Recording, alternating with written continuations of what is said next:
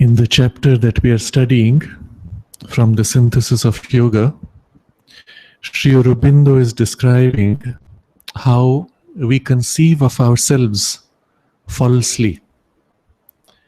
And because of that, our relationships with the environment, with the universe, and other people are also falsely expressed and experienced. The root of that falsehood, the error, he says, proceeds from false identification with who we are.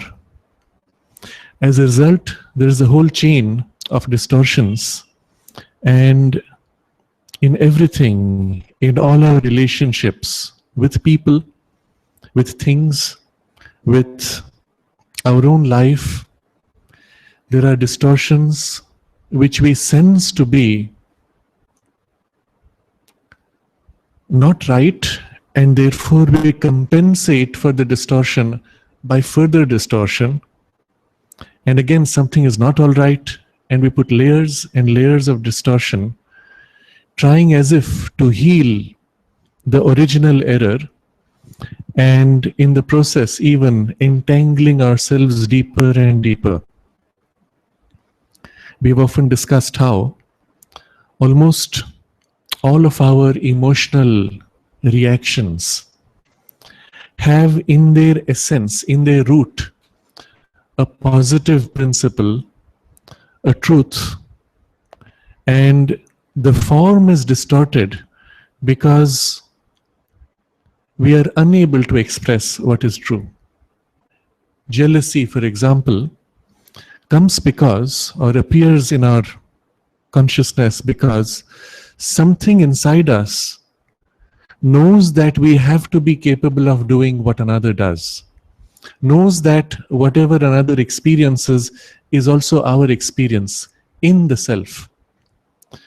But because we live in the false separation of the ego person, we compensate for that gap by feeling a jealousy. We experience desire because somewhere deep within we know that the whole universe is ours, that we are meant to enjoy it all without exception. But because we are living in a fragmented consciousness and we are unable to enjoy it all, we compensate for it by trying to reach out, to grab, to own, to possess, to dominate. And all of these are distorted responses emerging from an essential error of false identification with the narrow ego sense. So Sri Aurobindo is describing, in the paragraph which we now begin, Sri Aurobindo is describing the nature of that false identification, and we will see that it is triple. with the body form, with the life energy, and with the mind, and with a complex mix of all three. So we read the paragraph first. The error proceeds from a false identification. Nature has created within her material unity separate seeming bodies, which the soul manifested in material nature enfolds, inhabits, possesses, uses. The soul, forgetting itself, experiences only this single knot in matter and says, I am this body. It thinks of itself as the body, suffers with the body, enjoys with the body, is born with the body, is dissolved with the body. Or so at least it views its self-existence. So this is the first false identification. But where does this body come from? If you look at the universe from a vision of unity, we are used to seeing things in pieces. We are used to identifying this is separate from that, which is separate from that. This is part of that, which is part of that. But if we break out of this habit of separating pieces and view matter for what it actually is, we see one gigantic ocean of material energy, whirling, moving in cycles, rhythms, to as if cut out the appearance of forms, but at no point is the form ever fixed. Scientists tell us that if you observe a single particle of matter, subatomic particle, it is made of a bundle of energy. The energy itself flows through the particle into other particles, into other particles.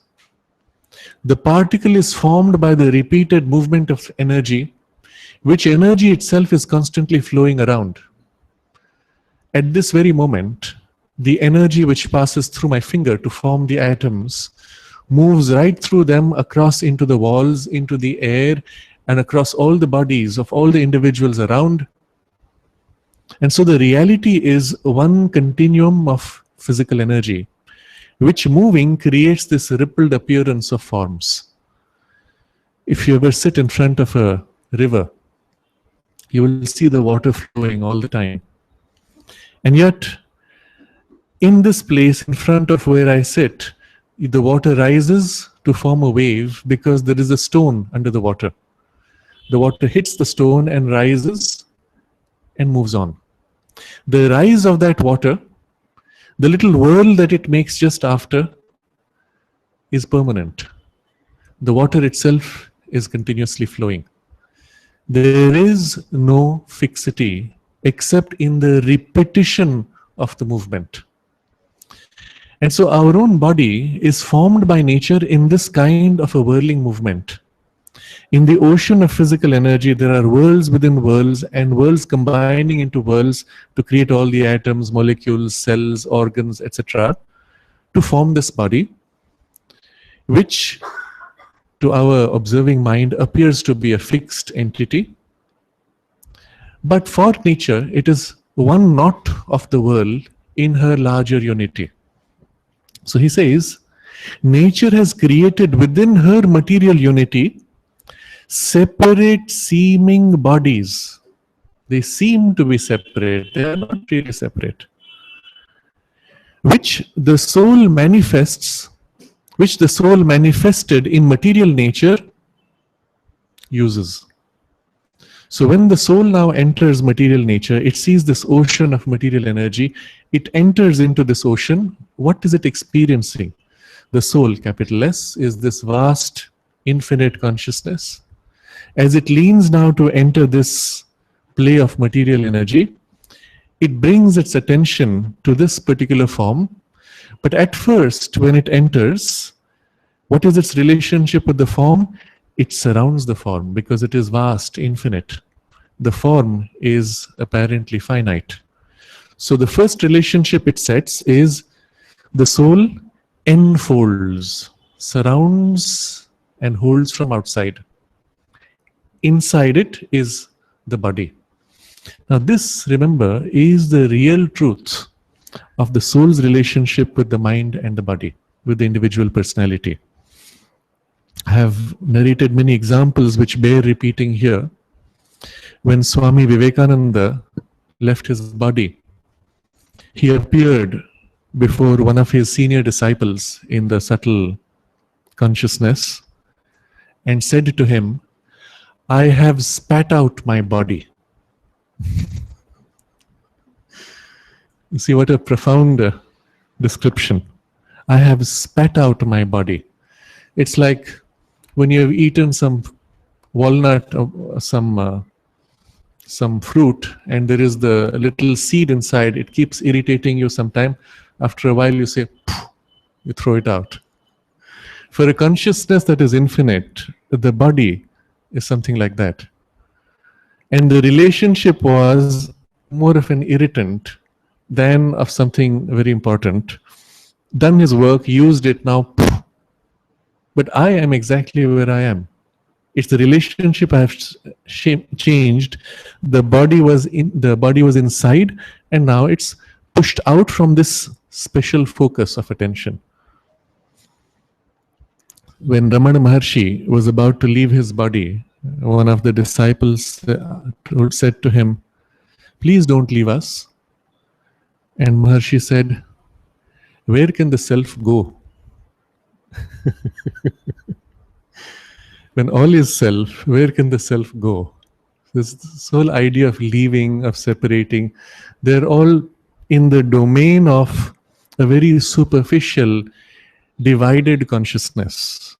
But to the spirit, to the soul, there is this continuity. And so the first relationship is of enfolding. The mother observes that we have this illusion or the wrong idea that our life is inside the body, our mind is inside the body and the life, and our soul is somehow inside all these. And she says it's the opposite actually. The body is taken up by this life. Body is inside our life energy, and our life energy is inside our mind consciousness, which is inside our soul. That's the reality. The soul is wider, greater, freer, vaster. And so the first relationship is this enfolding as the soul manifests in material nature. The second relationship is inhabit. We read this briefly last time, and I said how this also describes the soul's entry into the physical body.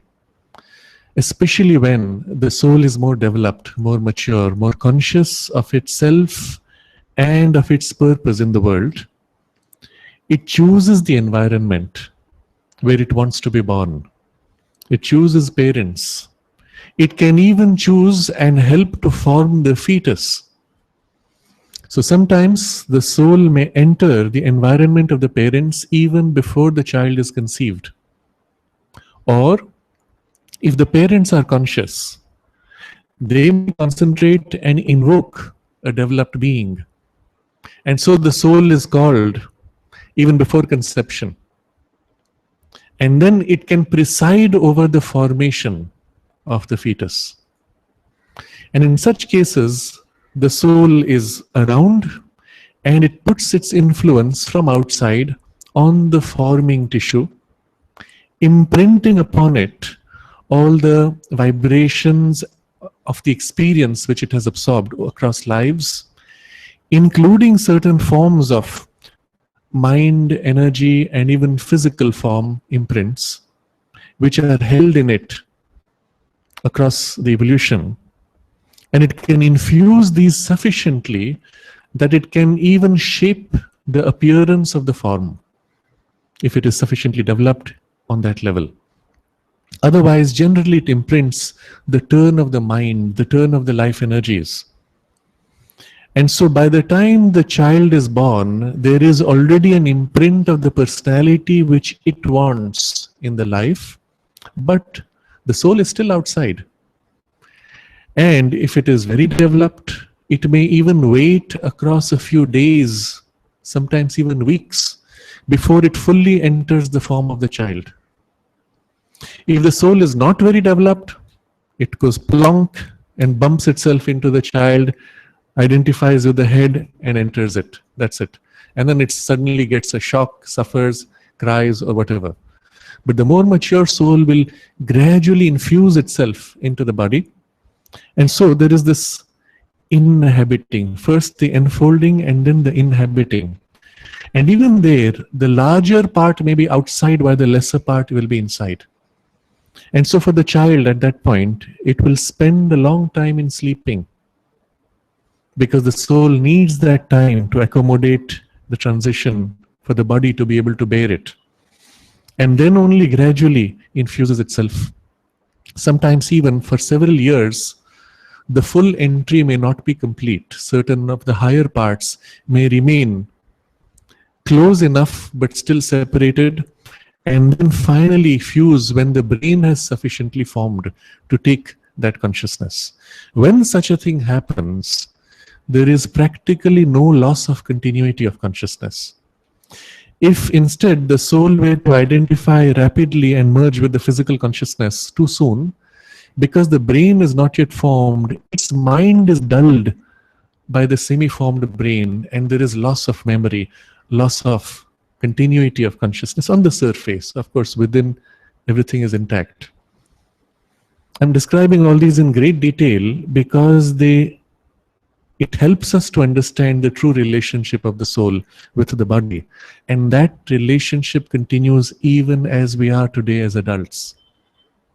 The truth of it is that the soul is greater, wider, freer. But we, across all the decades of our physical life, have by habit identified ourselves with the body, and of course, depending on the extent of the habit, have forgotten that freer part of the relationship. We are now inhabiting. We feel ourselves inside the body, looking out. And then comes the third, possesses. When we inhabit, often you will find in the early years of the child, the control of the motor skills is not yet developed.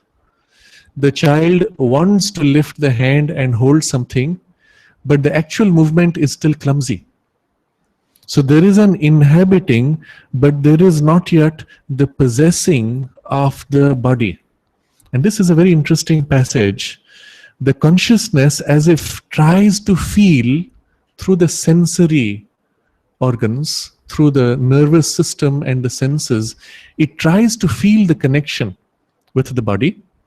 And it's very useful when from the body senses there is a stimulus which gives feedback. So when parents caress the face of the child, it helps the child to form, the consciousness inside to form the sense of the face and the form of the body. When the parents massage the hands, the arms, it helps the child to form the sense of the outlines, and with it the control of those parts. You rub the fingers and the child learns to distinguish between these. And with awareness comes also control. And so in all the feedback we provide through the senses, we are helping the consciousness now to more deeply entangle through the nervous system and possess the body more completely. Now this is the spiritual description, the spiritual truth of the experience.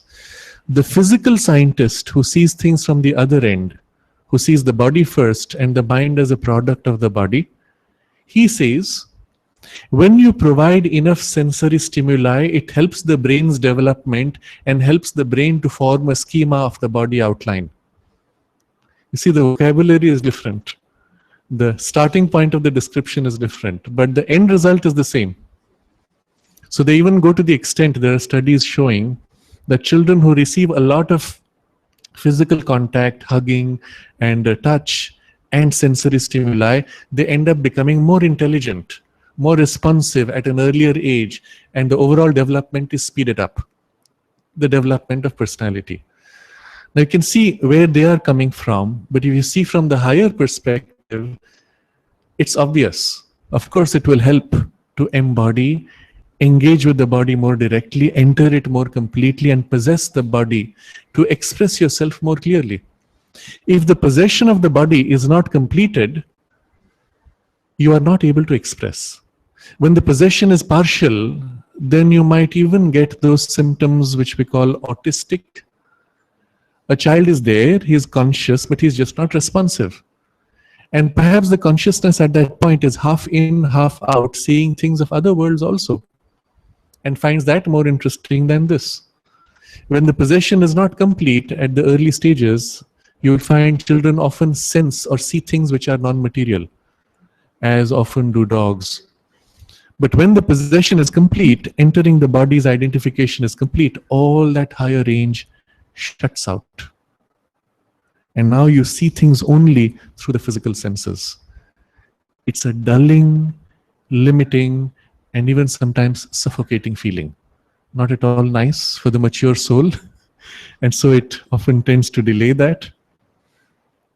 In the Indian tradition, there are some unusual cases. One such is Vasishtha Ganapati Muni. He was one of the great sages of the modern times, who in fact recognized Ramana Maharshi and named him Ramana Maharshi. He was also the teacher of Kapali Shastriya before he came to Sri Aurobindo.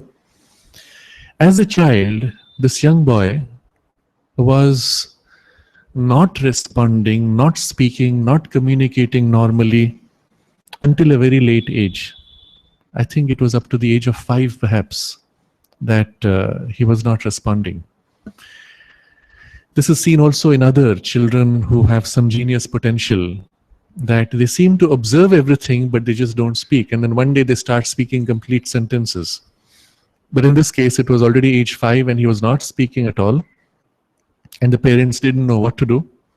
So they approached somebody, some traditional teacher, who drew upon a traditional remedy for this kind of situation.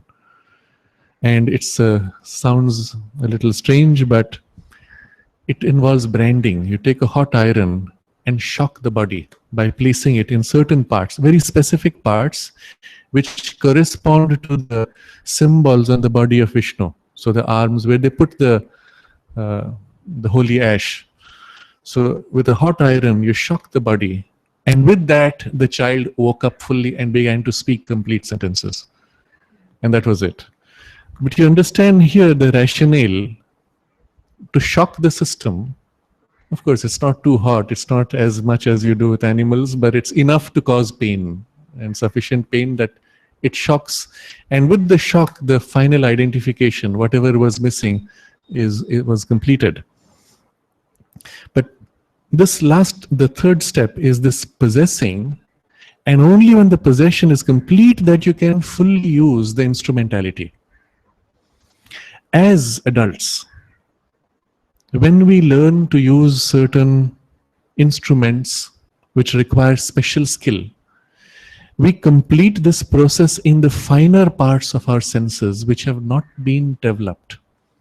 So for example, if as children, you have not used your fine motor skills of the fingers, as an adult, you will find if you start learning to play a musical instrument, you can't.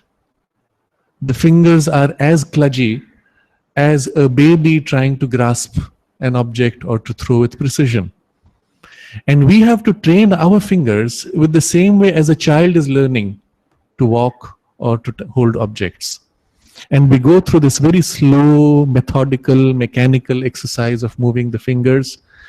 And then after a while, and very quickly perhaps, we are able to do this almost automatically. And notice once it becomes automatic, you don't need to pay attention to the fingers. You can turn around and talk.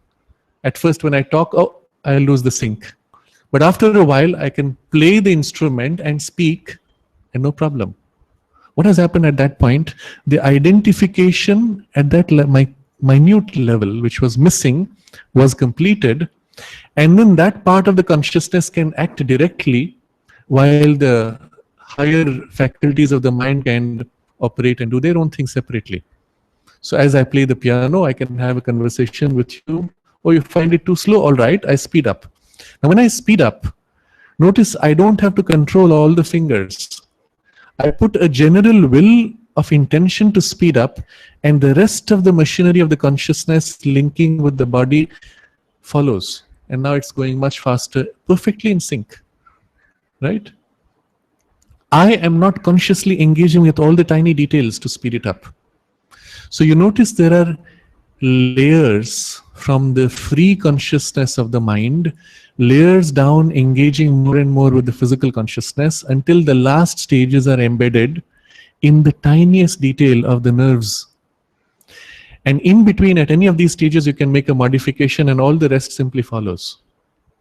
This chain pile of layers of control is what we are developing as children when we use the body with skill.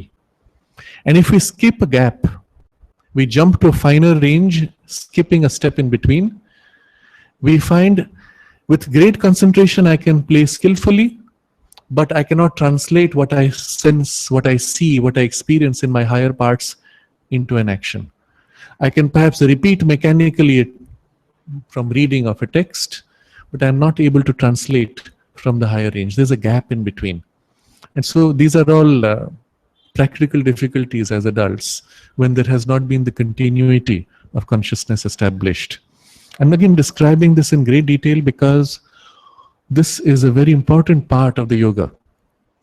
When, especially in an integral yoga such as ours, our goal is to transform the whole of the nature equally and divinize our nature, each of these layers has to undergo its own process of opening and awakening to the higher consciousness and its transformation in the influence of the higher consciousness.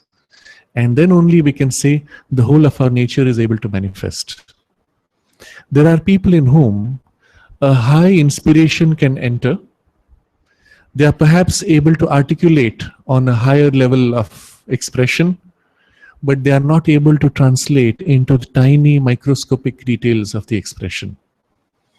There are others in whom the inspiration comes, they cannot describe what it is, but they are somehow able to express it at the lowest levels, which is because of the difference of receptivity or the lack or the existence of the continuity between these layers. And all of this has to be exposed to the higher consciousness and transformed. But this last step requires a full integration. And therefore, nature has put in us the instinct to want to engage with the world through the senses. If that instinct was not strong enough, then perhaps the consciousness would remain half in, half out, and would never develop the full capacity to use skillfully this instrument of the body. But having got into it by the instinct, pushed yourself fully, and having got into it fully, we've forgotten what it's like to be free. And so there are advantages to both. We've forgotten what it's like to be free, and if at all, suddenly we are thrown out of the body, we experience a panic. What's happening? And we rush back.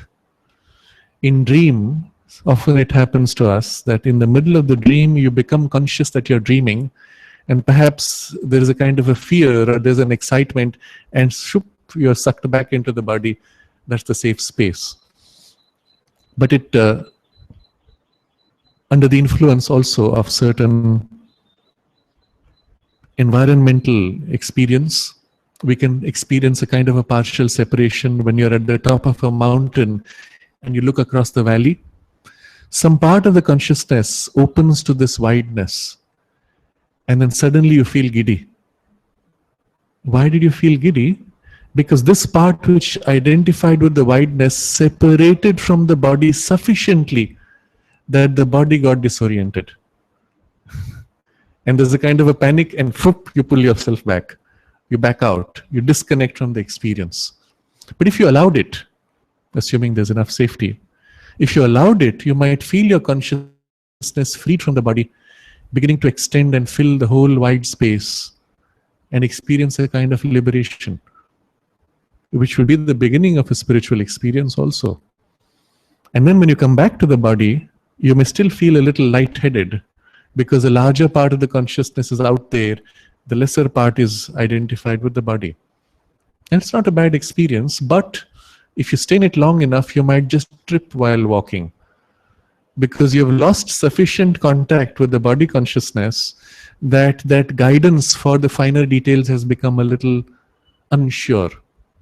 And the tripping and falling with a shock brings you back in the body identification, and after that you're normal again.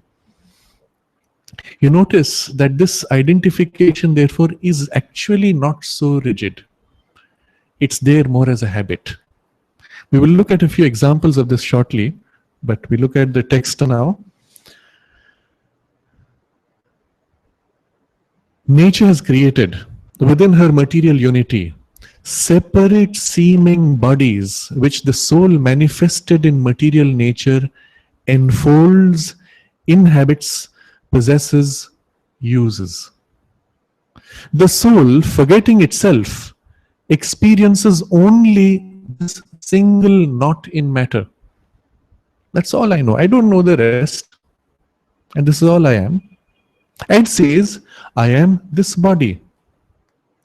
It thinks of itself as the body. So we saw last time how we even name ourselves, we call ourselves by our name. I am so and so. That's not true. My name is so and so is the reality. But I've identified with my body so much, I am this person.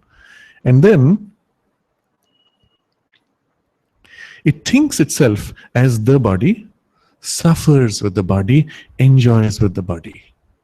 So when the body experiences pain, I am in pain. When the body experiences pleasure, I am in pleasure. You don't say, my body is hurt. You don't say, my body is paining, right? If you notice, and it varies with individuals, someone has a severe stomach ache. You will say, perhaps, my stomach is paining. But if you have a headache, you don't say, my head is aching. You say, I have a headache. And because the head is closer to the I sense, I am here much more than in the body. My leg, the tip of the toe hit against something, and you say, my leg is bleeding, my leg is paining. You don't say, I am bleeding. But if something hits you in the chest or the head and there's blood, you might say, I am bleeding. Because that's closer to I, the foot is farther from the I center. So there's already, even within the body, a larger center of identification and a weaker identification with the extremities. I have seen sometimes people who are less identified with the body use a vocabulary like, my stomach is hungry. It sounds odd, but when you don't identify yourself with the body's hunger too much, then it feels normal. My stomach is hungry. I'm not hungry. I could continue my work if I wanted. But because my stomach is paining, at some point it starts interfering with my mind. And so I would rather give it the food that it wants and then get on with my life. You see the dissociation with the body's sensation and pain. One can take this quite far, in fact. There are some people, sometimes we call them saints, who speak of their own body in the third person. I remember there was one person by the name of Ram Surat Kumar, and somehow we happened to have met him. And he referred to himself in the third person as a beggar. So we said, we greeted him, and then we had to go. And he said, this beggar begs you to please wait for a while more. What can you say to that? Okay, so you sit. And then he kept referring to himself as this beggar, this beggar.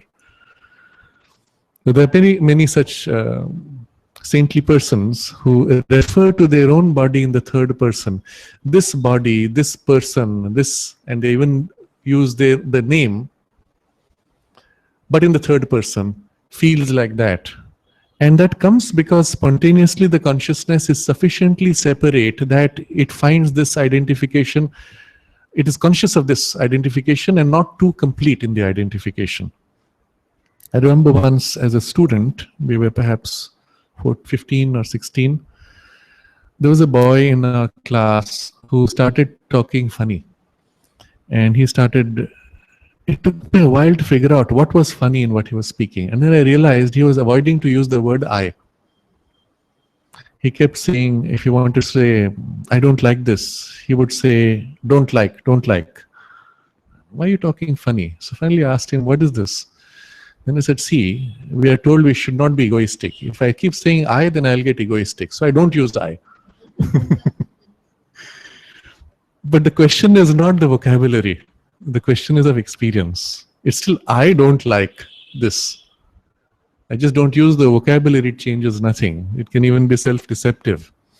So changing your language is not going to change your consciousness. But if your consciousness is different, then you might change your language spontaneously. Or if you find that it's causing confusion, you might choose to follow the convention of humanity, and people may notice no difference. You may actually use words like I want, I don't want, but inside you may not be identifying as much with the personality or the particular form or things. The test often of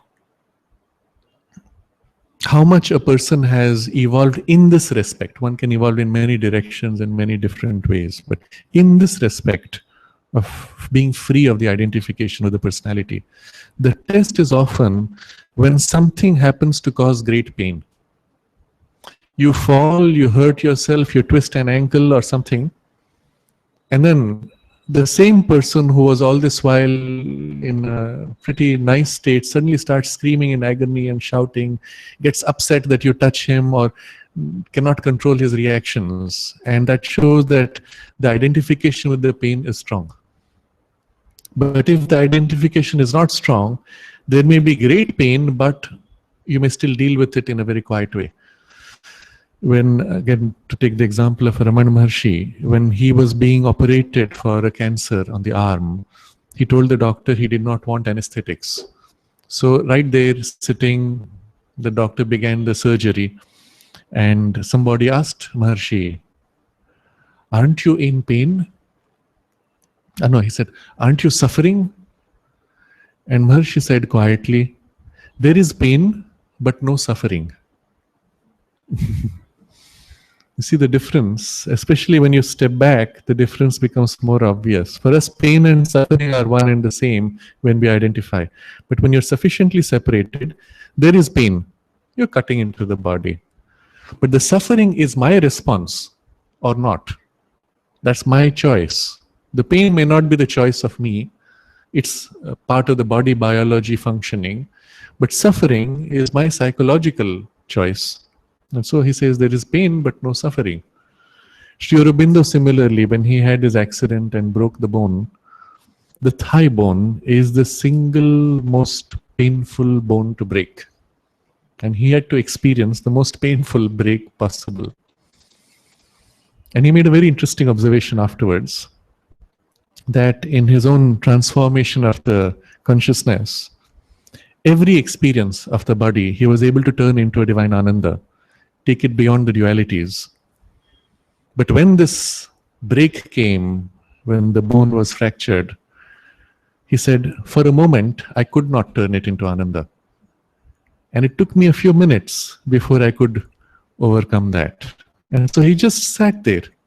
He had fallen, he sat there, there was nobody around, and he just concentrated to do what he had to do, not at all worrying about the pain, not screaming, shouting, calling for help, but doing what he needed to do. Here's an experience which is so intense, I have not been able to turn it immediately into Ananda, and he worked on it and was able to take it to that level. And he was asked afterwards, when the doctors were bandaging him and putting the plaster and all that, he said, don't you have pain? I think the doctor asked, don't you have pain? And quietly he said, one can be above pain. The pain belongs to the body consciousness level. One can stand above it. But there is, of course, a different type of pain, which is of the emotions or even of the mind. But similarly, one can stand above that also.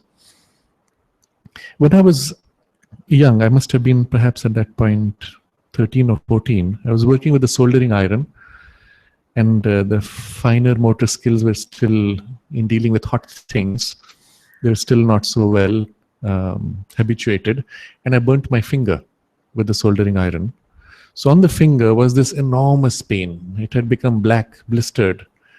And I was going, ooh, ah, ooh. And so, of course, they rushed, and my mother brought some ice, and I stuck my finger in ice. And then after a while, the finger was numb, so I could take it out. And then the moment the sensation came back, the pain hit with the same intensity. So I did it for a while. And then something inside said, this is not right. There's something to be learned here. And then the science kicked in. What is this pain? It's signals coming from the cells passing through the nervous system, coming to my brain. It has no reality of its own. If the signals were stopped, there would be no pain. If the signals were created without any physical injury, one would experience pain, right? So the pain is not real. So I stuck my finger out. I said, all right, this pain is not real. Let's see how far it goes. I know that even if the pain increases tremendously, it feels like it's burning, but I can see nothing is going to change. What's burnt is burnt. What's not burnt is intact. Nothing is going to change. So you see how the mind is working, separating, disentangling itself at least from that part of the body and then from the pain. And I said, all right, let's see.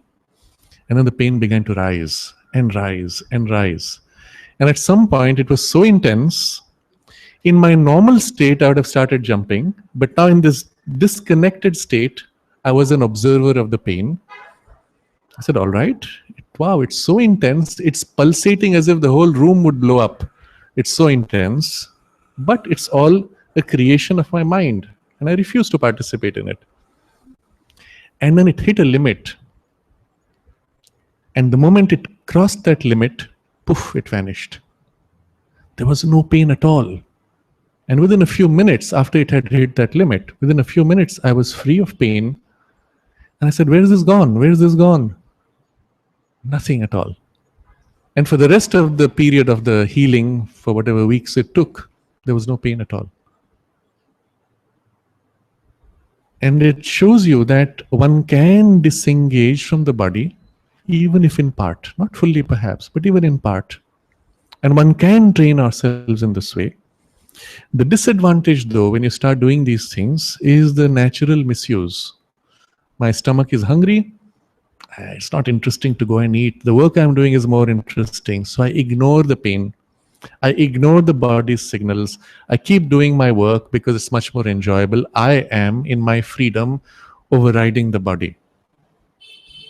And I've known of people, especially when in the programming field, in the information technology field, they get so immersed with what they're doing, or they're playing games on the computer, they ignore the body's signals. And eventually, even they may reach an extreme physical distress, even a point of collapse.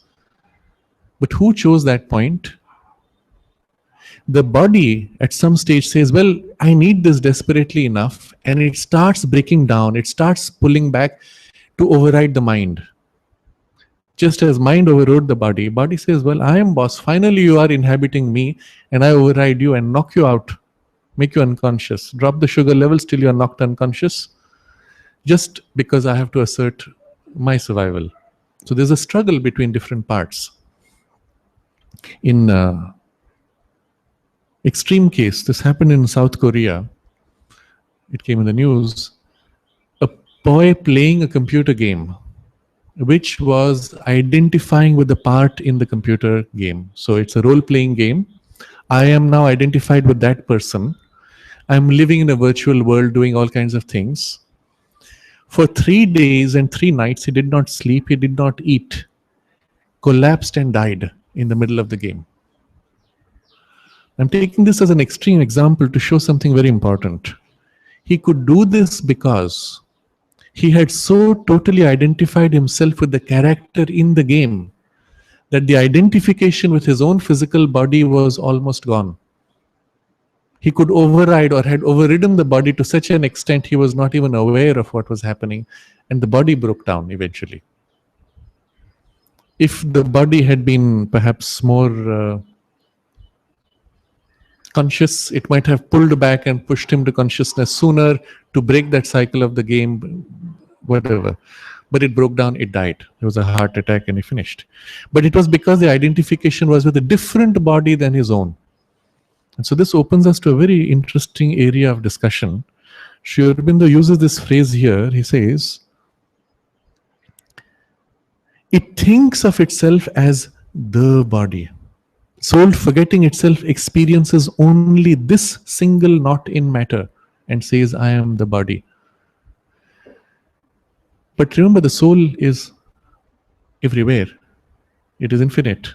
It is self eventually. And this body or another body would be equivalent to it in its freedom. But now it has identified itself in its frontal part with this body. It could have just as easily identified with another, isn't it? And this is what's happening when this man lost himself in the role-playing game. He identified himself with another form, another personality, another body. This idea has been developed in the movie called Avatar, in which the person transfers his consciousness from the human body into another body belonging to a different species, and then snaps back and can go back and forth using some machinery, some technology to switch between the two. So while that body sleeps, he is awake in this. When this body sleeps, he is awake in that. The consciousness is moving back and forth. And this man in the human body is lame, but when he enters the other body, he has this tremendous strength and vitality and can jump across tree branches and so on. Very interesting description, but also very suggestive. Can such a thing actually happen with us? So there are a series of experiments which psychologists are now looking at. Maybe barely 30 years ago, all this kind of discussion would have been considered religious, taboo, spiritual, not science. Now, of course, science is pushing limits and it faces these realities. And we discover that the body, or the consciousness inhabiting the body, is very plastic in its identification. And the more we are exploring this field, the more we are discovering the unusual character of this plasticity. So there are a whole series of experiments where you're shown your hand. It's not actually your hand. It's a rubber image. And when you move your finger, the rubber finger is made to move at the same time, perfectly in sync. Very quickly you identify with the rubber finger. After that, if you poke the rubber finger, your finger goes like that, as if it's been poked, as if it's been hit. Even it's possible for somebody who has his arm chopped to experience identification with the false rubber hand. And when that finger is hit, he may even experience the sensation or the contact or some kind of a shrinking feeling. This is what happens to us already when we are watching a movie. Let's say, I'm sure we've all at some time watched a gangster movie. So the gangster wants to threaten the hero, and so he brings pliers or cutters and is about to cut off his finger. And so as the thing clamps around the finger, you see this on the screen and your fingers go like that. Or you shrink. And immediately, not only your fingers go like that, you disconnect from the identification. You cut off so that you don't feel the pain too much. When you're watching a very strong emotional experience, too much pain, too much sorrow, too much suffering in this tragedy of the story, if it's too much, you break away, you look around to disconnect from the identification because the pain is too intense for you. You don't want to go through it. You've just had a breakup and now you're watching a breakup. I don't want to go through that pain again. I break off. But if I feel safe, then I continue to experience that identification and I enjoy even that experience in the safety because I know it's not me on some level. And I can enjoy it knowing that I can walk out of this hall and it will be not real to me anymore. That's the relationship the self has with this body and its experience. To it, to the soul, all this body experience and the pain and the suffering and the trauma and the tragedy of my life, etc., are all as interesting as we find a movie. It knows very well these are all superficial experiences, and as experiences, they are rich. They don't affect me essentially. I am free of them. I am enjoying them as one of the colors of life experience, knowing full well that it cannot harm me, it cannot hurt me. And so, in the identification, there is a great plasticity, even as we are, that we are able to connect with a personage and their emotions in the movie, or connect with the physical extension of an artificial hand, or when you use a tool, a pencil. If you observe when you're writing with a pen or a pencil, where's your consciousness? Not on the hands and the fingers, it's on the tip of the pencil, right? If you're sufficiently skilled as an artist, your finger is drawing and your eyes are on the person whom you're drawing, and the fingers follow. But when you're training your skill of drawing, your attention is on the tip of the pencil which is drawing. You are the tip. Your finger and the pencil have merged, and your consciousness has joined with the tip of the pencil when it draws. Only then you have the perfection of the skill. If you're busy trying to move your finger correctly, the tip will never follow what you want it to. You have to forget your fingers, you have to identify with the pencil tip. And the same with any instrument that you use. You learn to play a musical instrument, very quickly you forget that you have an instrument, you identify with the device, and you play directly through the device. Or you're driving a car. In the beginning, you are struggling with, if I turn the wheel, the car moves too much, and there is still a separation between you, wheel, car. But as you become familiar, you and wheel merge. The wheel is moving spontaneously, and the car even merges with you, and you stay straight. If you watch somebody driving on a road which is somewhat curved, they can be talking to you and the hand is moving, just matching the curve as they go along, without having to think, is this too much, is it too little? They are one with the car, and they choose to flow with the curve of the road, and they move. The hands and the wheel, etc., are all part of them. The car moves, and that's it. It's not different from the identification that we developed as a child through our nervous system with our own physical biology. We have just extended that into the machinery. Interesting, isn't it? How far can this go? The ship captain has this huge device, huge vehicle, and is responsible for it all. It's interesting that when you're trained to be a captain for a ship, first of all, you have gone through many kinds of training before you have that responsibility. But now, before you take over this ship, which will be now your ship, you have to go through the entire plan of the ship, down to the tiniest details, including all the engines, all the machines, all the devices, their specifications, the size of each thing, especially the machinery which makes the ship move.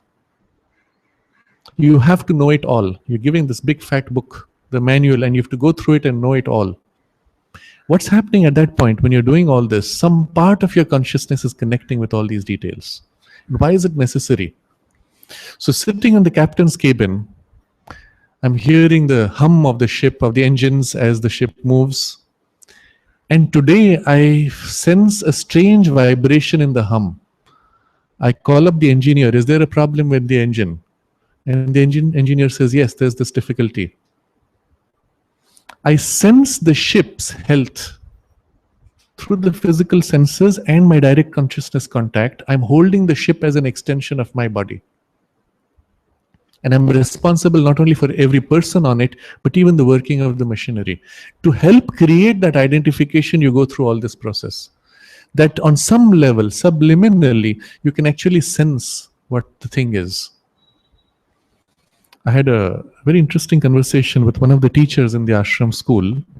He was discussing how he was working with Pavitrada, who was director of the education in the ashram school. And he said in those days, we were so tuned in to the school that we could sense where things were going wrong before it became a problem. So he gave an example. One day he was just feeling the school space and he sensed something was wrong in that particular class. So he met with one of the students and asked them, how are things going? And through that conversation, he discovered that the teacher was doing some weird stuff. And so they reported to the mother and the teacher was stopped. But that kind of an extension of consciousness can identify with people, things, and circumstances. In a business, you cannot be effective if your consciousness does not expand to include the full scope of the business. If you're a small piece with a whole long machinery, the machinery is going to break down. You need a consciousness which holds it cohesively and can modulate it, can sense it, can pick up for the business the intuition of what it needs and guide it like a ship. And all of this should be part of our normal training if we want to be effective.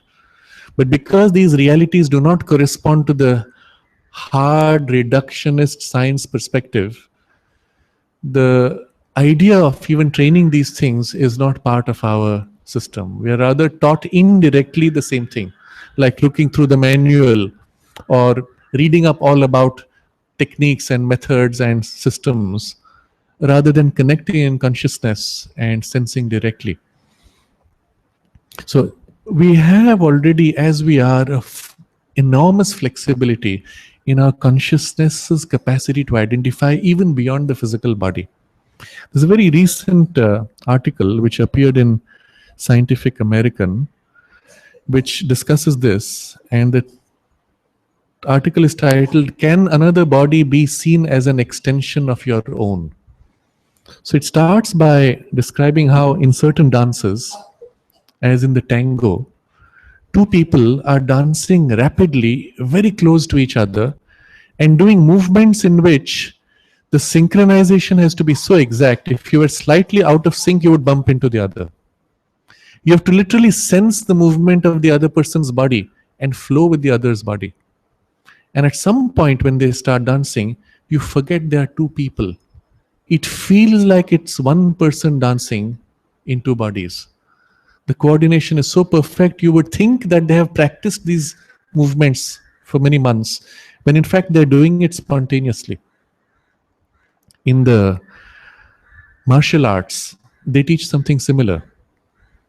If you're in sword fight, and remember it's a question of your life, your survival. In sword fight, if somebody moves fast enough, your biology does not have enough time to assess the movement of the sword, take a decision at the level of the brain, and send the signals to move your sword and have enough time for the sword to overcome the momentum and block the other's move in time. There's not enough time. You could never win in such a struggle if you were relying purely on the biological processes. Just moving the sword involves overcoming a momentum, and that would delay you by half a second at least. The only way you can survive is if you sense the movement before it begins and are able to begin to respond to it before even the movement takes place. And so the whole training is to do that precisely. This idea is represented in the movie Star Wars.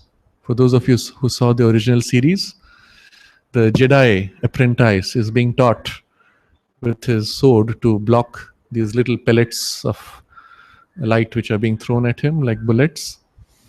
And at first he's doing it with his eyes open. Then the master says, now we cover your eyes and you have to block them with your eyes closed. But that's really the higher level of skill development, where you sense the thing and respond to it on a level which is non-material, which is the only way you can move fast enough to prevent it from hitting you. And a similar training actually takes place in the martial arts. There are many methods to help develop this higher sensitivity. And eventually, when you see these martial arts masters fighting, it looks like a choreographed dance. As this person moves to strike, the other has already moved to counter, and they move like a fluid flow going like this. And you would think they've been practicing for weeks, like a demonstration, and you're surprised to know that it's a real fight happening right now where one person is trying to overcome the other. And you know who loses? The one who loses concentration first, the one who loses sync first. Actually, the game is won at a psychological level and not at a physical level. Once the physical skills have gone high enough that they become vehicles for the psychological skill, afterwards, it's a question of who has a superior concentration, who has a better intuitive sense. That's the one who wins. So you can see how even what is apparently a purely physical exercise can very quickly transcend to a level where it is psychological and perhaps even spiritual as an exercise. And I'm giving this example because it shows you that the real identification takes place at a level which is in consciousness. The biology and the physical machinery are only extensions of that consciousness. And if we act on that level, from that level, all the rest is almost equivalent. Whether it's my physical body, or even it is somebody else's body, or it's a tool or an instrument extending from my physical body. There's practically no difference. It's my consciousness which connects, first enfolds, inhabits, then possesses, and then uses. If you have this experience, it's rare, but it does happen, that human beings can connect with each other sometimes like this, then you have a sense of what it is. Let me first give you two examples. In the tango dance, for example, the very nature of the training requires you to develop that kind of an attunement to each other. At that point, after you've done the dance, when you separate, the identification actually continues. And some interesting things can happen. There's an interesting insect. It's a red-colored beetle, which they used during the Second World War for communication. Now, this was told to me by an elder gentleman who was part of that resistance movement against the British colonial rule, and I think part of the Second World War, when in the northeast part of India, even there was the battle going on with the INA. So he said to me this, and I found it fascinating. They would take these two beetles, red beetles, and they would look for two beetles who had just mated. Now, during the act of mating, there is a huge exchange of energy. There is even loss of separateness of consciousness, and there's a kind of a physical identification, however short, brief it is. Then he said, once they would separate the beetles, and if they flipped one, the other would flip. And it would stay like that for a few days. So one side would keep one beetle, the other side would keep one beetle, and by flipping the beetle, the other would flip, and they would communicate in this way. He said it, I tend to believe it because it's possible. How effective it is, I don't know, but he claimed that they actually used it for that. But you see this happening among human beings when they've been close enough, sufficiently entangled in energy. Something happens to one, it registers on the other. And this is actually being experimented upon in the lab. So one method they use is they get two people to cut. In this case, they said a candle. So you have a saw, I hold one side, the other one holds the other side, and we work together to cut. We have to synchronize, obviously, the movement and the angle. So at some point, your hands kind of extend in consciousness to sync with the other's actions. And once this is effective enough, we are moving smoothly, the persons are separated, and certain tests are done to show responsiveness. And you find, yes, there is a kind of a responsiveness. One person's state seems to affect the other. Or a variation to this, where once they've done this, one person is asked to draw a curved line, the other is asked to draw a straight line. And automatically the person drawing the straight line tends to curve more because there is in the hand an identification with the other's hand. Interesting, isn't it? It's happening in a simple exercise of coordinated movement between two people only at the level of the hand identification, hand consciousness. The same thing could extend to the whole body consciousness even. In some way, this is what we are doing when a doctor, particularly a psychotherapist, is sitting with a patient. On some level, you identify with the person. The person says, I'm getting severe pain, and some part of the doctor reaches in, tries to feel, and says, do you also have rapid breathing? Is your pulse high? Do you feel some fever? He's trying to connect, and at some point there's a click and says, oh, this is what you have. If you're skilled in the act of identification, you can pick up very quickly. The patient walks into the room and the doctor knows what it is. That's the level to which it can go. So we knew one doctor who was like that. He was a homeopath, and he explained this. He could watch a person walk. The way they walked, the way they smiled, the mannerism of their body, the way they looked at you, each showed him something, and he was a homeopath. So it showed him what type of medicine, what were the symptoms matching. But what was he doing? He was feeling the vibes. So it's not somewhat like someone taught him, oh, if you look this way, it means this. One day he said he just woke up and the knowledge was with him. It dawned on him that there's slots, there are types of people, and each has a pattern and each matches a medicine. And so he said he could watch a person and he knew what medicine it was. Now, if you ask him where that knowledge came, it came from a certain feel of the vibes of that thing. And tuning into that, and it connected and he knew what it was. So that's how I came to know of this doctor. One of his patients was a relative of ours who said, I took my daughter and he heard the symptoms and then he said, do you have some moles at the back of your neck? And yes, she had the moles. And then said, do you have this thing on your foot? And yes, she had that. How did he know? It's amazing. And I said, this is really stretching it. I don't think in homeopathy they go so deep. No one has exact knowledge to that extent. There's something else to him. So I made efforts to reach out and then meet him and interview him and all that. But so this was his story. But what's happening here is on some level you're connecting, you're feeling, and your consciousness reaches out. Now all of these show us how fluid and how plastic this identification is. The only part of it which is a constant is I am this body, I am inhabiting this body, and this center seems to be very well entrenched. Except when, as you see in the beetle, you flip one, the other gets flipped because it feels somehow connected to the other. Some similar experiences can happen among people. When as a group, we are so deeply interconnected energetically, we lose our separateness. This happens especially in certain types of dangerous situations. We all tightly connect, and at some point, I am willing to give up my life to protect the group in a danger situation. Why? Because the group identity is greater than my personal identity.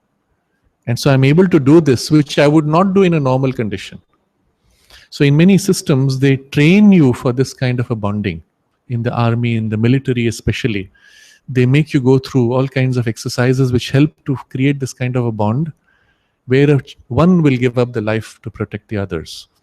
Variations of this are now brought into the corporate environment where they will take a group, the core group of any business, into these outings in nature and get them to go through survival training similar to the army, just to create those kinds of bonds. When you come back, somehow you find you're more deeply interconnected energetically and you're more in sync, more collaborative with each other spontaneously, not realizing what has actually happened.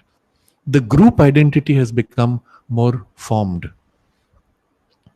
But one could do this consciously. And this is what is important for us. We can extend ourselves consciously to include and embrace the group identity, or modulate and come back to our own individuality and play with this as needed, as required. In the spiritual consciousness, as we awaken more and more to our own larger and higher identity, as we enter into cosmic consciousness, this takes place spontaneously on that level. On the physical level, I may still keep this focus as my point of contact with the physical world, but in my higher states, I feel this connection with the all. I include and feel them in me. In the case of the mother, that identification was taken so far that she held all of us in her consciousness, not only spiritually, but even materially. Especially in the early years of the ashram, she explained that she held each person so close that it was she in the identified part that was doing the yoga for each person. The only requirement you had was to remain open to her. And she did it. And so there was extraordinary rapid progress in those years, especially. And then later she said when many more people came, it was not practical. And so she removed that extreme sense of identification. But she said she left a general consciousness. And according to each person's opening and call, that help is always there and is given the same way as before. But it was not in a personal identification to that extent. Now, the scope of that personal identification was such. There was one of her attendants, young man who was looking after her even for her personal affairs. He shared with us this. He was sitting with her once in the playground, and suddenly he found her scratching her arm furiously, but with some irritation. And so he asked, "What is it?" And she said, "Some person in the ashram is indulging in a vibration of falsehood. And it is affecting her physically because of that physical identification."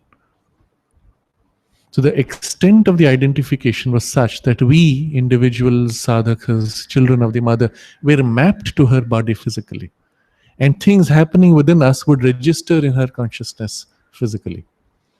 On some level, not as material, she was identified with all of humanity. That was the nature of the work.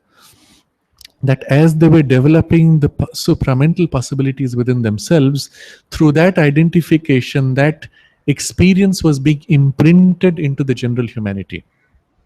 As a result of which, it would be easier for humanity to attain to those experiences on its own. But on the other hand, for them it was that much more difficult because they had the burden of the human consciousness to carry, the inertia of humanity which they had to push against. So Sri Aurobindo observed that if it was a personal realization that they had to work for, they would have attained this in a very short time. But because the nature of their work was to connect it to humanity and establish it in the human consciousness, therefore the whole thing had to go through so many difficulties, and it took much longer. And at some point, even Sri Aurobindo said that he stopped using the supramental force. Nirodha asked why, and Sri Aurobindo said, "You won't understand." Again, Nirodha asked why. Again, he said, "You won't understand." And the third time when he asked, then Sri Aurobindo commented, "Each time I use it, the reaction from below is stronger." That's all he said. And this is what Nirodha narrated to me. But the mothers explained later, she said a point had come where the forces of opposition had become so entrenched that the very fact of his physical presence had made them create as if a kind of a opposition, and they refused to allow that evolutionary movement to proceed. And therefore it was necessary for him to withdraw physically. And then, of course, the work was done through a kind of a bridge which was formed from him being in the higher consciousness and she being in the physical, and creating a bridge between them to bring down that supramental consciousness, for which we will be observing the anniversary this year, the supramental manifestation. But this is just to show you that for the spiritual being, the identification can be on a much larger level, much deeper, and even more material level across bodies, while still retaining the focal point of this body through which to act in the material affairs. But at the same time, they experience all that the other bodies experience. I can share another interesting incident of a sadhaka in the ashram who passed away. And a couple of years later, one of the relatives or friends had a dream in which he saw the person born as a child. So he mentioned it to the mother, and mother said, yes, he has taken birth. And then a few months later, she said to that same person, he has now entered my aura. Now imagine at that point, she has described how Sri Aurobindo's aura extended about 10 kilometers around Pondicherry. Once when she was traveling in the car, abruptly the car stopped and it wouldn't start. And so inwardly she communicated with Sri Aurobindo, and he indicated that that was the limit of his physical aura. And so when they decided to turn around the car and they started it, immediately it worked and they could drive back. There was no problem at all. So it was as if a physical protection acting upon the car even to prevent her from going outside that range. Her own aura, similarly, being so large, held at that point in Pondicherry or around almost 500,000 people. In her consciousness of the physical aura, we're not speaking of cosmic consciousness, of her physical aura, 500,000 people, she could sense when someone known to her has entered the aura. You can imagine what a extraordinary consciousness it is. It knows what's happening. It is able to recognize individuals and what's happening within them, and depending on the interest, to give more or less attention or energy or support. It was only a few days ago someone narrated how this would happen very often during the Second World War, that she would receive these calls and she would pause, go into deep trance, intervene to assist, to help, and come back.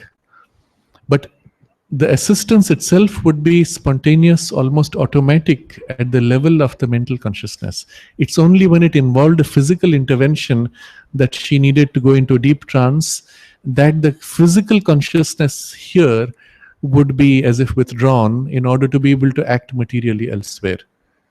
And so there were some interesting experiences of this kind during the Second World War, where she intervened on the battlefield, where people saw her physically.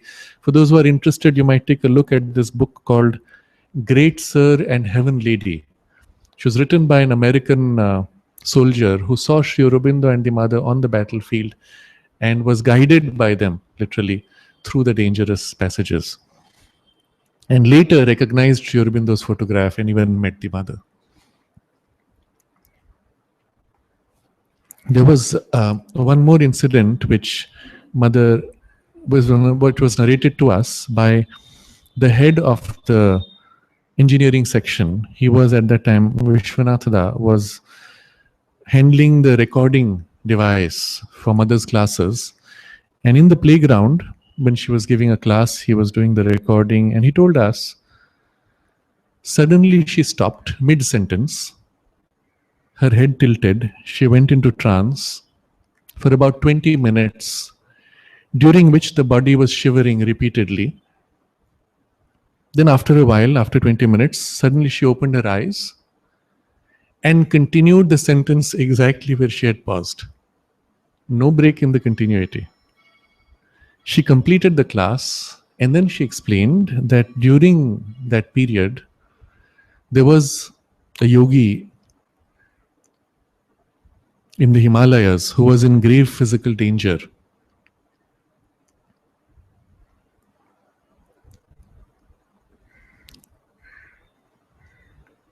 And he prayed for help to the Divine Mother.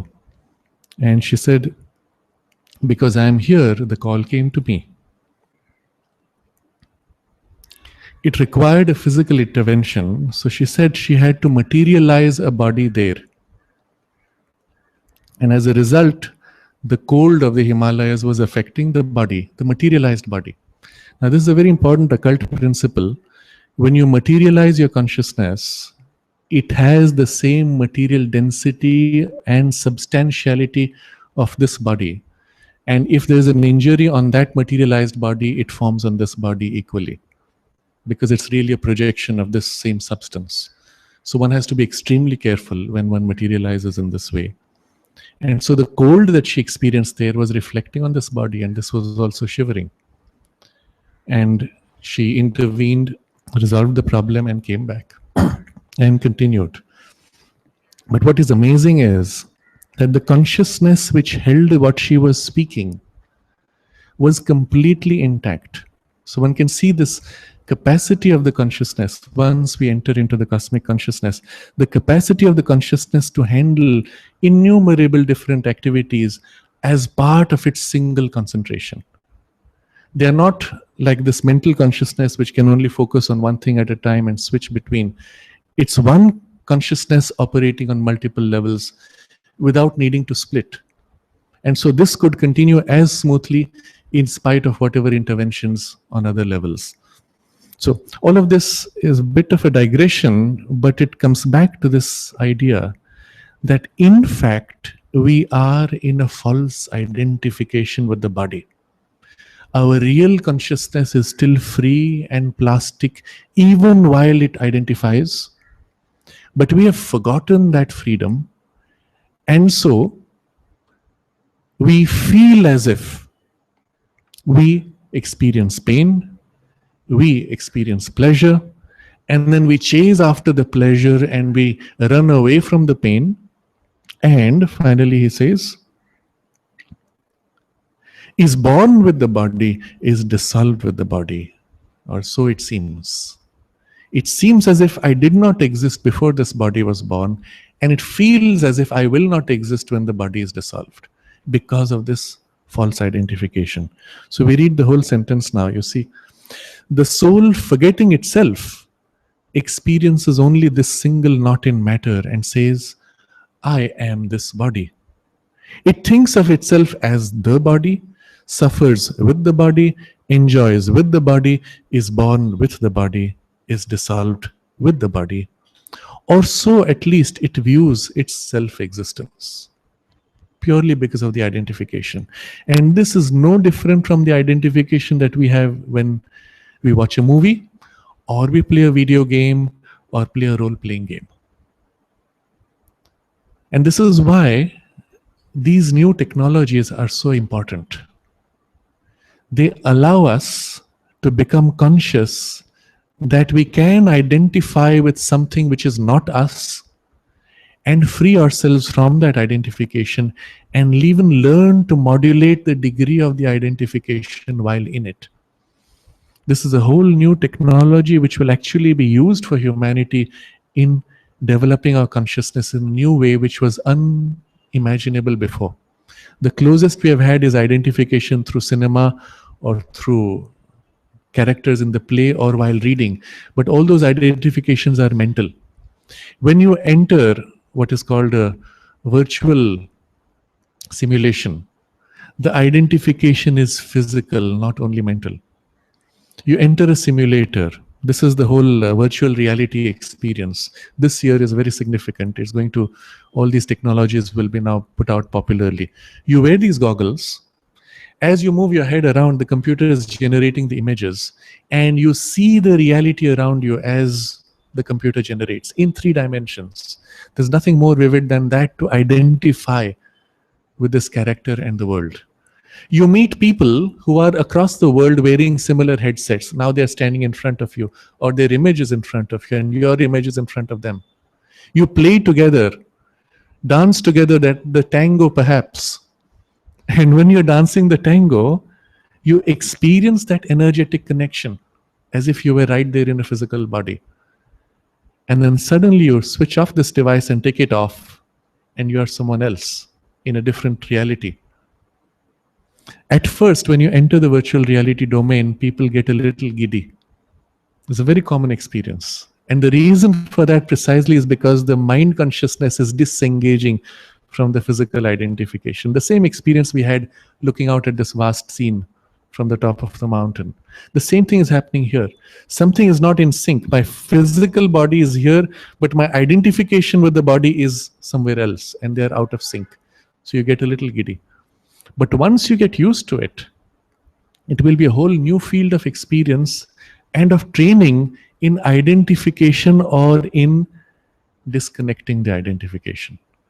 And then we will look at this body and say, which is real? Is this not a simulation also, a virtual reality equally? Can I step back from this body even and experience myself as I truly am? All of these things would come into the domain of possibility even. So it's a Technology in its development is helping the possibilities of spiritual cultivation of consciousness and its potential. So, or at least it views, or so at least it views its self existence. I feel this right now. But again, nature has created within her unity of universal life separate seeming currents of life which form themselves into a whirl of vitality around and in each body. And the soul manifested in vital nature seizes on and is seized by that current, is imprisoned momentarily in that little whirling vortex of life. The soul, still forgetting itself, says, I am this life. It thinks of itself as the life, craves with its cravings or desires, wallows in its pleasures, bleeds with its wounds, rushes or stumbles with its movements. If it is still mainly governed by the body sense, it identifies its own existence with that of the whirl and thinks, when this whirl is dissipated by the dissolution of the body around which it has formed, then I shall be no more. If it has been able to sense the current of life which has formed the vortex, it thinks of itself as that current. I am this stream of life. I have entered upon the possession of this body. I shall leave it and enter upon the possession of other bodies. I am an immortal life revolving in a cycle of constant rebirths. Now, this is a whole new dimension of identification which we can more easily play with than the identification with the body. And the way he describes this identification is also slightly different from the identification with the body. Remember, in the body, it was these 3 steps of enfold, inhabit, possess, and then use. But here, the process is slightly different because of the plasticity of life energy itself. So he says, similar to material nature, there is the life force, which is also universal. One continuous whole ocean of energy, of life energy, prana. And within this unity of universal life, nature has created separate seeming currents of life which form themselves into a whirl of vitality. Whirling. Same as the physical body, only more plastic, more free, more fluid. And what is this? Where is it? The whirl of vitality around and in each body. So this vitality is extending beyond, we call it the aura. It works within us and it governs the biological processes of the body itself. But there's a continuity between the extension outside and inside. And therefore, in the aura, you see the reflection of the internal states and processes. So when there's a biological functioning which is not too well, it reflects in the aura around that part as a shift in color or a dullness or whatever it is, or even a change in form. Or equally, if there's a psychological knot in the aura, in the energy, it eventually settles in the gross physical processes and modifies them and messes them up to create a physical illness. So either the illness reflects in the energy body in the aura, or the knot in the aura creates a physicalness illness in the body, showing a complete continuity between the physical and the life force and gradations in between, which also have their finer distinctions, which also must be transformed, which also have to become more conscious and so on. But unfortunately, with the life force, it's much more complex. It's not I entering body. The life force equally seizes upon me as I seize upon it. It's sticky, and that creates a whole range of complications. So he says here, and the soul manifested in vital nature seizes on and is seized by that current. Seizes on and is seized by that current. So there's a double play. Even as I enter the life force identification, it reaches out its tentacles and hooks me into itself. Unlike the physical body, which does not suck you into it, life force sucks you into it. This is the reason why we trip so often in emotional relationships. I get too involved in somebody's emotional life, and very soon their problems begin to reflect into within me. Their states start affecting me. I get sucked into it so much I forget my own independence. I become a tool in their energy. It's also how, in a group situation where there's a strong leader, the strong leader's energy seeps into the others and carries them with him or her. And the others are almost like automatons. Their strings are being pulled through the life energy connections, and they do what he says without realizing it. But when that link is cut and they're separated long enough, suddenly they wonder, why did I do that? What happened? So happens so often in a group meeting. Somebody walks into the room and seizes the situation, compels, demands their reviews on everybody, and somehow meekly, in spite of themselves, people say, all right, yes. And after that person with great vitality has walked out, you say, why did I say yes? I wish I had said no. I didn't plan to say yes.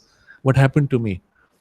But the vitality has entered into you and seized your energy and moved your energy.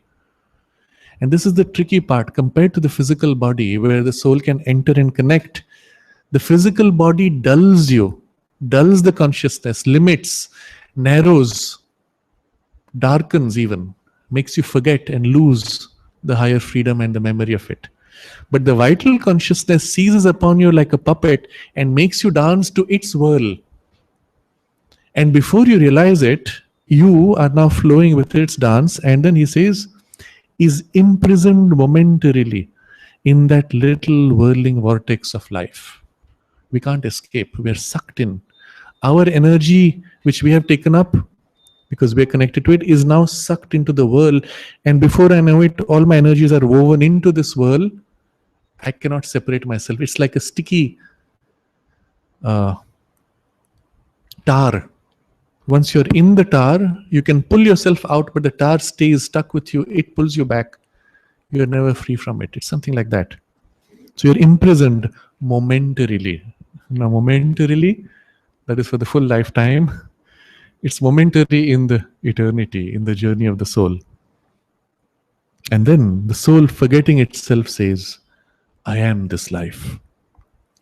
And it thinks of itself as the life, craves with its cravings or desires, wallows in its pleasures, bleeds with its wounds, rushes or stumbles with its movements. So suddenly the life energy in me is excited and I start rushing and jumping around. Suddenly the life energy within me is depleted and I feel low, unhappy, meaningless, depressed, etc. And I am just a toy in its hands. You see this on two levels. When you are with a group of people, their mood, their energy, enthusiasm or lack of, seizes on you and makes you like them. Or physically, the chemicals in your bloodstream go up and down, the hormones go up and down, and your behaviors go up and down.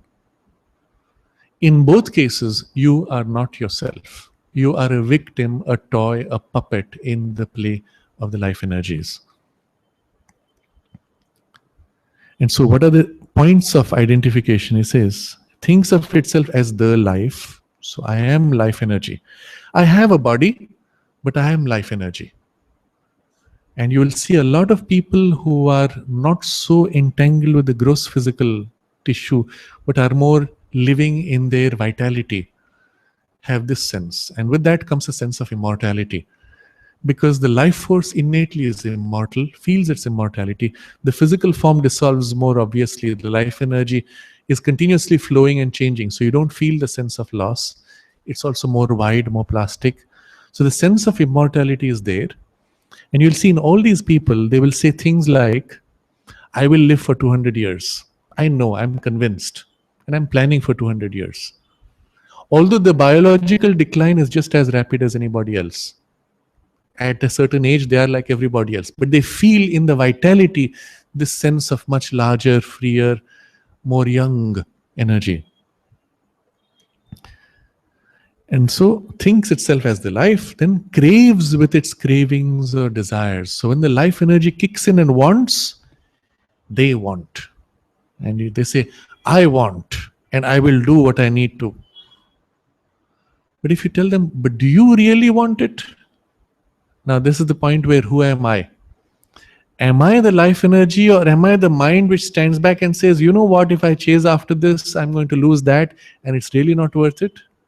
Do you really want it? And at that point, the person may say something like, yes, I choose to want it. I know the consequences. I understand there's going to be a lot of problems, but I choose to want it. And then if I ask, is it really your choice? See, the person is deceiving himself, saying, I choose.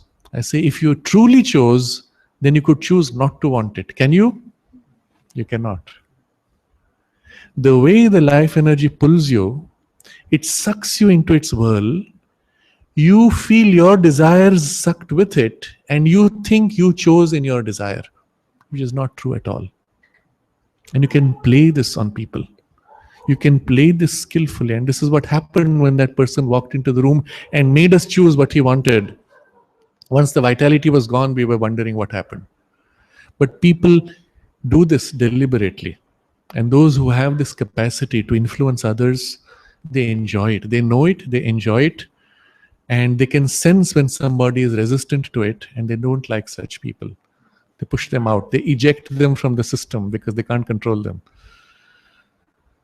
So it's a whole different dimension of experience. And then wallows in its pleasures, bleeds with its wounds, rushes or stumbles with its movements. Observe animals. The entire what we call instinctive behavior of animals. Now they've hit mating season. Now they have got into a flight or fight response. All of these are energetic bundles of patterns of behavior, and they're completely victims of it. And human beings, to that extent, are equally bound in that. And here comes a distinction. You have people who live more in the vitality, and then there are people who feel the vitality, but feel the vitality itself bound in the body. So there comes a variation there. And he has described two things. The part which is more free in the vitality feels I'm immortal. The part which is in the body and entangled with it feels, yes, the body will go, but I will continue. So he says, if it is still mainly governed by the body sense, it identifies its own existence with that of the whirl and thinks, when this whirl is dissipated by the dissolution of the body around which it has formed itself, then I shall be no more. If it has been able to sense the current of life which has formed the vortex, it thinks of itself as that current, not so much the body, but we are more the energy, and says, I am this stream of life. I have entered upon the possession of this body. I shall leave it and enter upon the possession of other bodies. I am an immortal life revolving in a cycle of constant rebirths. But notice it is a life force experience, not soul experience. The immortality can be felt in life energy, in mind, and still deeper and higher in soul, and eventually in self. On each of these levels, there's a different kind of immortality, different kind of sense of I-ness, and different kind of freedom. The life force feels itself free, but its freedom is more of enjoying the vitality and wielding the flow of energy. The mind innately has a different kind of freedom. It stands back, observes, knows, it tries to understand in its freedom and apply the freedom of its understanding. The soul within, as the psychic being, stands behind all these. While the mind feels immortal, it knows this memory bundle is limited. But the psychic being behind that, it has the memory even of the journey of life and the sense of continuity and of immortality in divinity, in the vastness. It knows itself a part of the all. Mind doesn't have that. And behind that, there is the self, which is unchanging, immortal, eternal, timeless, spaceless. And it has also degrees. It can lean into space-time. It can stand back free from space-time, or it can experience its transcendence from all experience of space-time. And all these are simultaneously possible in the self. So the nature of the immortality, this nature of the continuity is totally different. And here this is the vital current which is being described. And next he takes up the mental formation which makes us feel I am mind. And there the laws and processes and identifications are very different. And the plasticity and the outreach and ability to connect with others and engage with other minds or streams of currents which we exchange of thought are completely different, which we will study in detail on the Friday after next. So next Friday, unfortunately, I have to be out of station, and we will continue this text on the Friday after. I think that is the 12th. We can pause here and take up any questions or any comments. Yes. So one question I have, so we're talking about identification with the physical body, getting out of the stickiness of the vital body. So after the physical body dies, what's the process? Yes. Yes. From the physical Yes. That's an interesting question. When the physical body dies, we find ourselves thrown out of the body. And you are in the vital body first. The mental and vital body joined together. They're not yet separated. And even, we would say, the part of the vital closest to the physical, approaching even the subtle physical. And therefore, in the first separation from the body, you are able to experience the material world almost as vividly as before. You're able to see people and things. It feels as if you can even touch them, but your hand seems to go through them. You see them as vividly, but your hand goes right through. So you're in a subtle physical, vital body, or of a density close to the physical. You hear people, you speak, but they can't hear you. So you're just slightly off. But subsequently, gradually, there's a drifting away from this gradation. And the most dense part begins to fade out and dissipate. And you find yourself seeing less of the material world, more of the things of the vital world. You see other beings, other creatures, and perhaps you begin to experience your energy much more than your gross, dense form. You are now a vital body and mind inhabiting vital body. You can wander in the vital worlds and experience things. So there also distances are more plastic. You think of somebody and poof, you're there. Your consciousness moves easily, jumps across great distances. Physical distance has very little relevance. You remember somebody, you're there. You feel their energies and thoughts. You don't feel their body. You can't touch them. But the energy is as if felt in a physical contact. They are sad, the sadness hits you like a physical contact. They are happy, their happiness lifts you in a physical contact, and so on. Gradually, though, even that begins to fade. And you begin to settle more and more in the mental consciousness. Now, in the passage of the vital, because your vital is full of desires, it's formed of a bundle of desires, likes and dislikes, fears, those are the things which you tend to get attracted to or which you attract to yourself. And so you experience many things which are knots within you in your desire nature. And those are the hells and heavens that you pass through, the purgatory of the Christian tradition.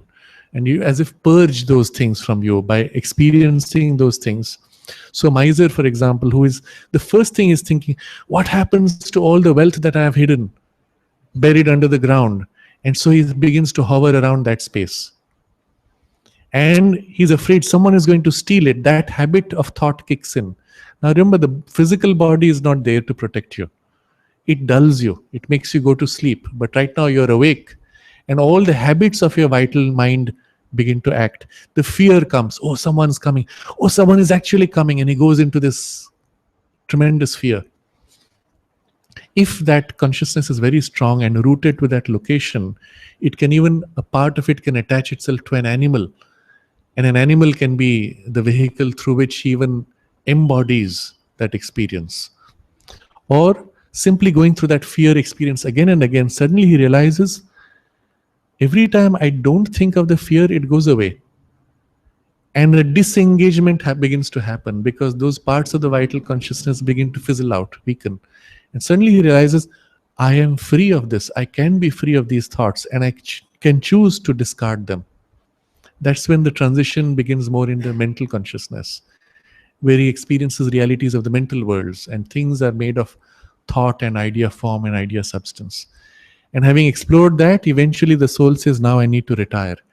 And it gathers and assimilates the full experience into itself and goes into a state of rest for whatever number of timelessly in time.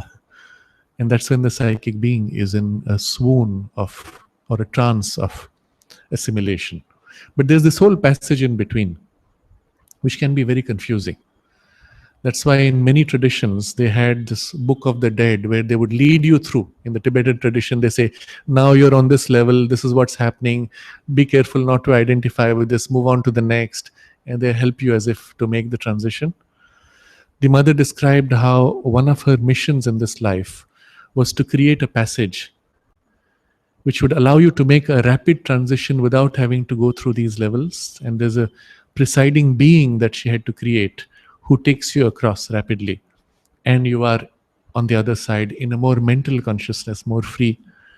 And you skip these dangerous and disconcerting and even deceptive levels.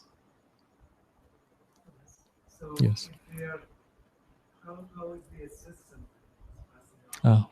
So the best way to assist a person who has passed on is to create an environment which is peaceful, prayerful and sacred, and the person finds support and nourishment in that. If you create a space of sadness and anguish, they suffer from your sadness. Whereas when you create a peaceful space, they want to be in rest. The soul wants gradually now to shed these layers and go into a rest, and wants to be helped in that by those vibrations. So sometimes if the immediate family is in a psychological mess, they may go to somebody else with whom they feel more comfortable to be in that vibration.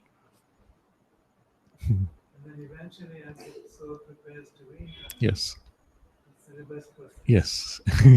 So there is the reverse process for the reincarnation, but that can happen very rapidly. If the soul is very mature, it can gather substance and form it and shape it with the imprint of what it has already developed, infusing itself into the new substance to create a mental body and a vital body, and then connect to the physical.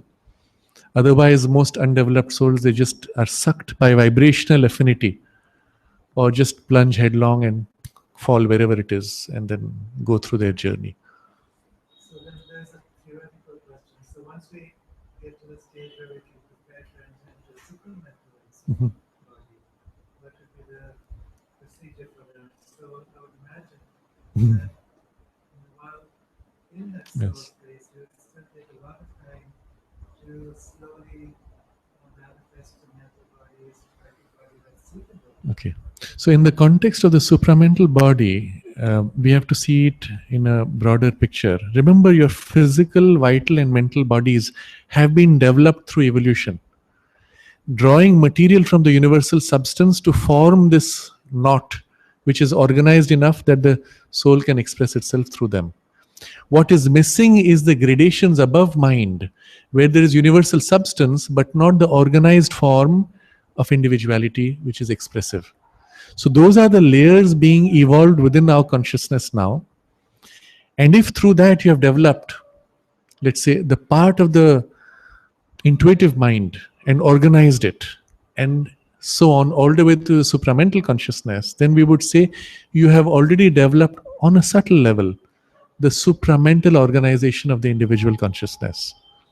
In that case, the soul withdrawing all the way to the mental could settle in the supramental consciousness completely, because that is a consciousness of complete freedom, and take its rest in that, with that, and then choose to reconnect and reincarnate, or even just materialize the substance all the way to the material. And the process of manifestation could become very different. Right now, we are required to attach to a biological body which is formed through a biological process. Otherwise, we don't have a physical body. Mental and vital bodies we can take on directly by drawing on universal substance. But the material, we have to engage with the body form. But once you have the supramental consciousness organized, then that has the power to act on matter directly. And it could shape or materialize a physical body directly, materializing it directly like this. It would not need to go through the biological birth process.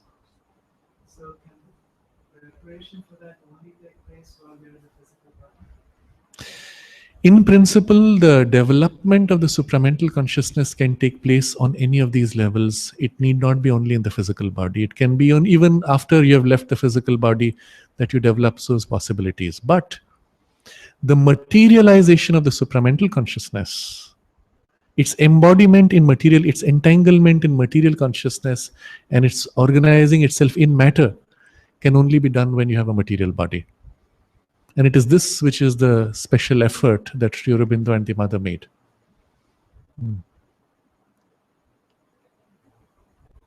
Yes.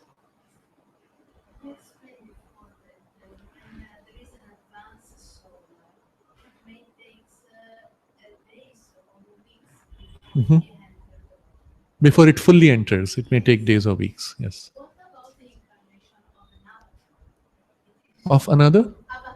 avatar, yes. Okay. It is true that it may take years before it enters the body.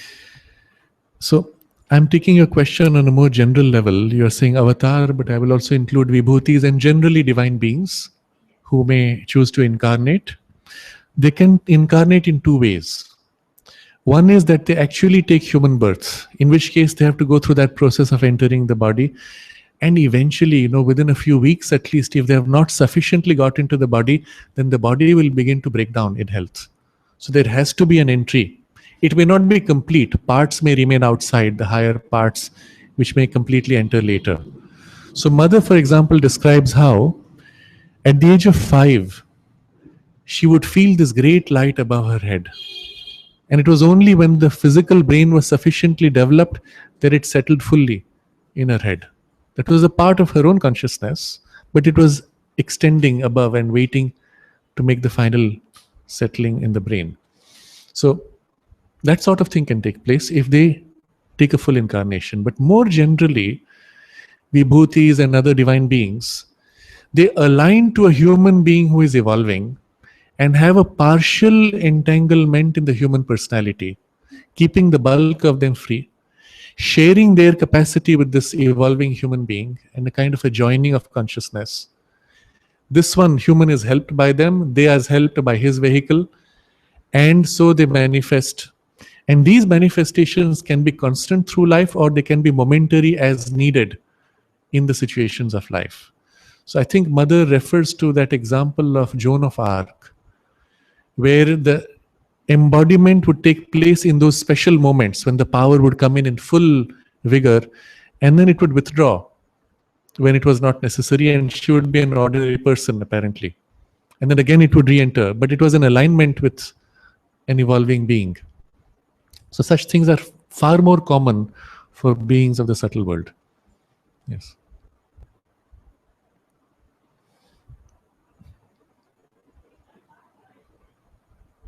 In the case of Madame Blavatsky, something similar took place. The founder of the Theosophical Society, I think she had a severe illness, after which she was a different person. And it was explained that it was one of these beings which had entered and taken possession of her form.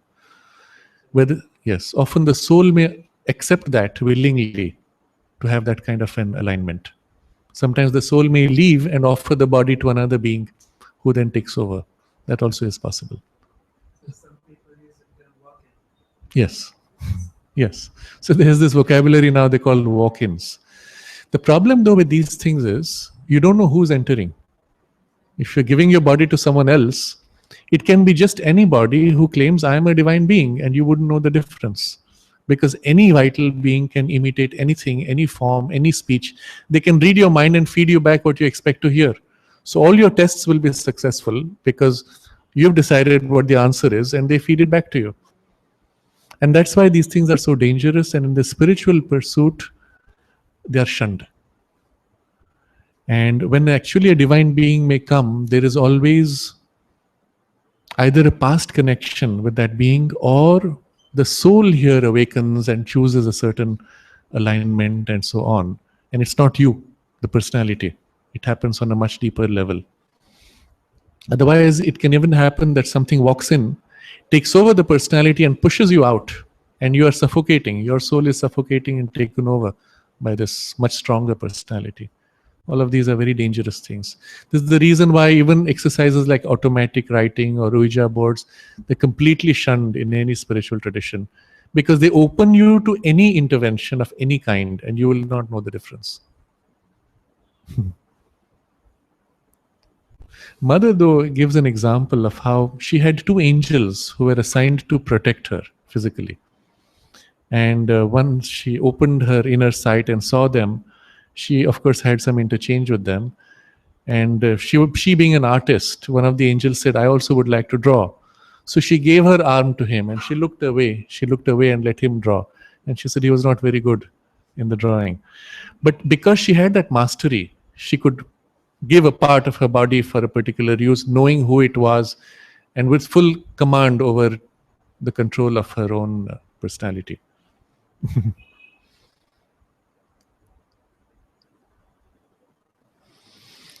So I think we can pause here. It's a fascinating description, all centering on one single idea, that all these knots are real enough: the body, life, mind, worlds, etc. And the soul's entry in them is all real. What is false is the identification with these knots that makes the soul feel as if it is that. That is the error. The rest is only means, tools, vehicles of action. And it is that which has to be corrected. And that will be the theme of the chapter. We'll continue this Friday after next. For those who are interested, for next Friday, we will show a video of some earlier talks so that we keep the mood of the study.